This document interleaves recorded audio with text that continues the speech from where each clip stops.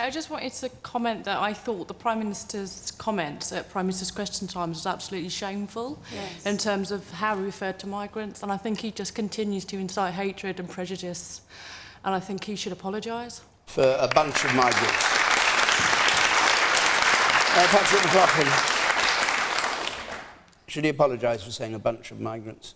He said a bunch of migrants. I don't think that's his description of what Jeremy Corbyn had surrounded himself with when he went marching over Calais. Not a bunch of migrants. When he went people who face much worse than you'll ever face in your life. When he went to over to Calais. The simple fact is that we're a moral nation and we need to fulfil our moral responsibilities. I'm proud to be a member of a government that meets its commitment as far as 0.7 of GNI, gross national income, on our overseas aid budget. The first government, Yasmin, to do that. We're the second biggest. We're the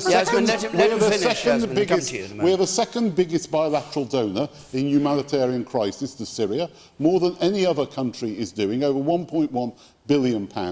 We've sent the Royal Navy into the Mediterranean to try and turn some of these boats back so that people do not get drowned and don't come into terrible danger.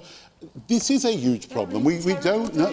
We don't. Where they are. Well, they're in more. They're in terrible danger. You don't. The simple factor is that they are scared. The simple fact is we don't know the numbers. As Angus said, you know, it was 1 million last year. There's still 12. I think something like 12 million displaced in Syria alone. So we will be co-hosting next week in London, along with the Germans and Norway, the UN conference on Syria, where we need to make progress. This isn't something one country alone can do. Can I ask you something, though, about this? How do you decide, how do you answer the question of how many more refugees Britain can absorb? Is it a matter of the money? Is it a matter of welfare, the facilities in this country? As a government, what are you doing when you sit down and say, we'll take 20,000 over 5 years? Part of the money is what we're already giving to some of the camps and supporting Syrian families already in some of these displaced camps. So, as I say, we are the second biggest donor after the United States. Yes, you've said that. No, I know I've said that, but it is actually quite an important point. You've heard the appeal from in interruptions from the right here about there are hundreds and thousands and millions of people. We've taken a view that 20,000 is what can be accommodated. We said we'd do 1,000 before Christmas. That was done, that was fulfilled. And we've said that we will take some more of the displaced children. But we've also said they should be taken from the camps and not necessarily those that have been brought into Europe. All right, Jess.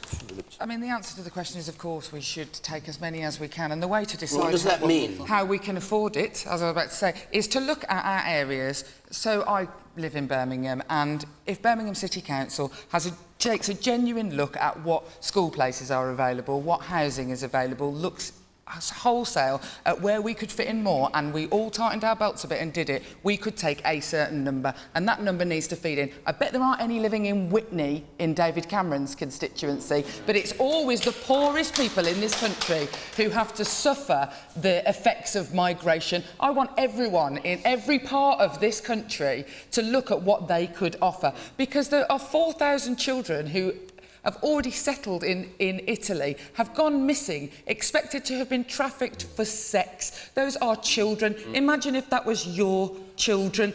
And we should take our fair share of the 26,000 children in Europe, and in the UK, that's 3,000 children. There should be no question. OK.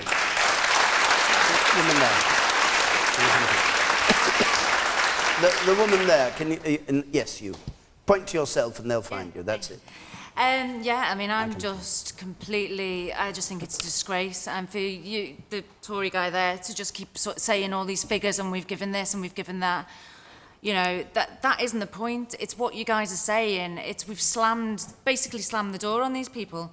I've just come back from Lesbos and, you know, I've seen the little shoes on the beach of babies, little baby grows. Do you know what? This is happening sort of, it seems to be every day now. People are drowning in the seas. Yeah. And with the Schengen and the pressure being put on Greece, how are they going to control their borders? It is a complete joke. And I tell you what, the Tory government should be absolutely ashamed of themselves.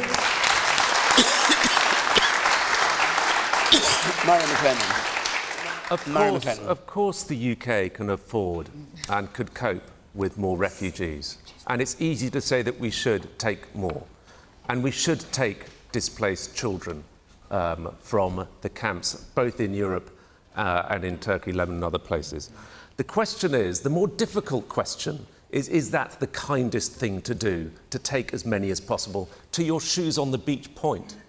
It will encourage more shoes on the beach. That's the dilemma that we have at the moment. No, it is doesn't. stopping. I'm sorry, I completely disagree.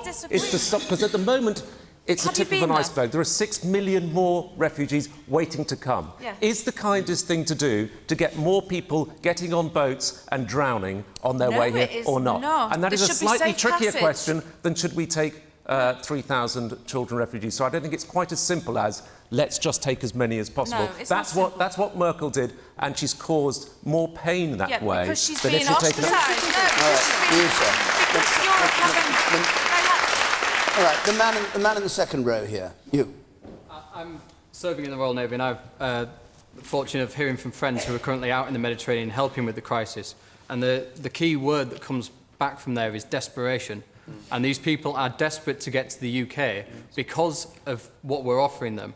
And we're offering them very good things, and they need that. But I think that point's correct. Is that helping them? Is that the best way to help them? Because their desperation is putting them in these horrible situations where they're fighting for their lives just to get across an ocean, when really, and I'd ask the panel, what can we do to improve their lives where they're coming from so that they don't have that desperation to cross these seas, put themselves in life-threatening situations, or to fight through forests, as we heard the other day, freezing to death overnight on the land side of things, just to get to all these places in Europe which are offering aid, which is fantastic, but it's the element of giving them a fish rather than teaching them how to fish. Yasmin Alibaba.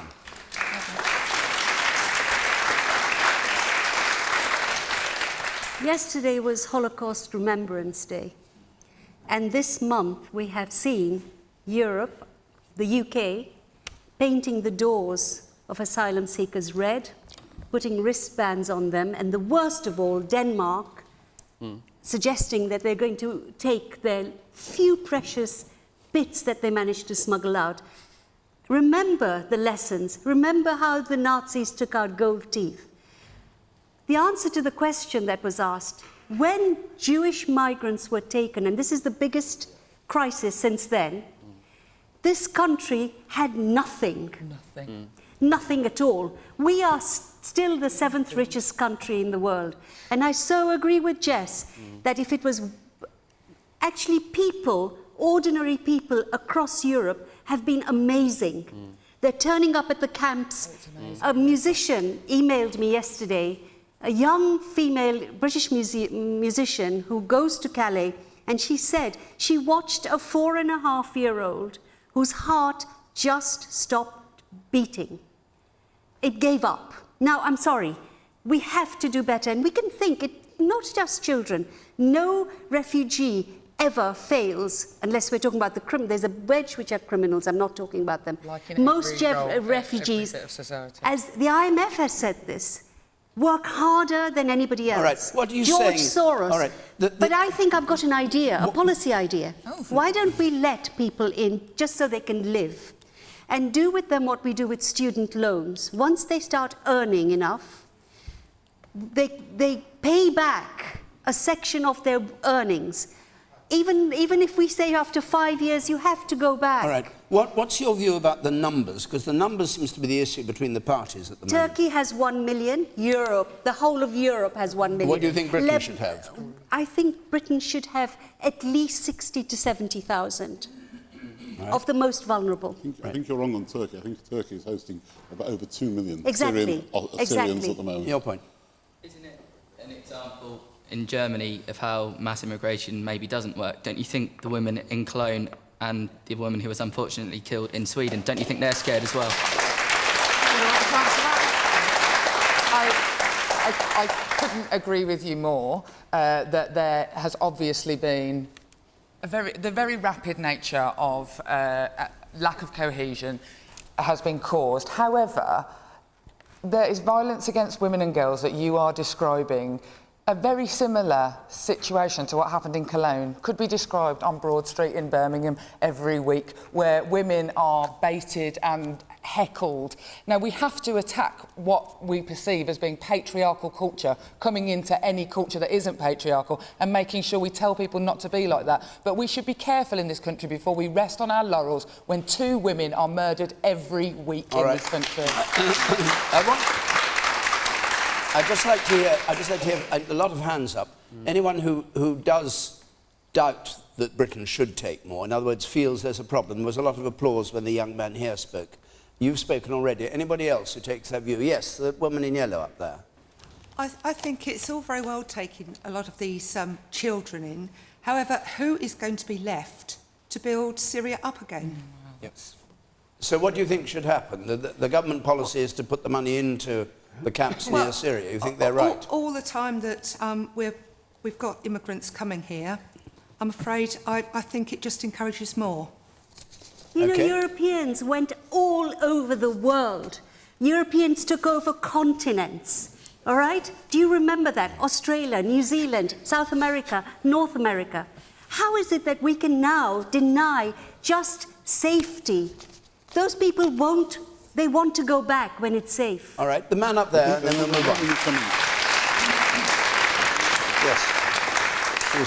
There are a few fundamental issues at play here. Firstly, there have been 3 different terms used for these people: asylum seeker, refugee and migrant, all of which appear to be disparaging. The Conservative gentleman spent the last 15 minutes pitching his party, and had they have got the right amount of tax from Google, we could afford to bring in these refugees. I like it. I like it very much. He says he doubts it.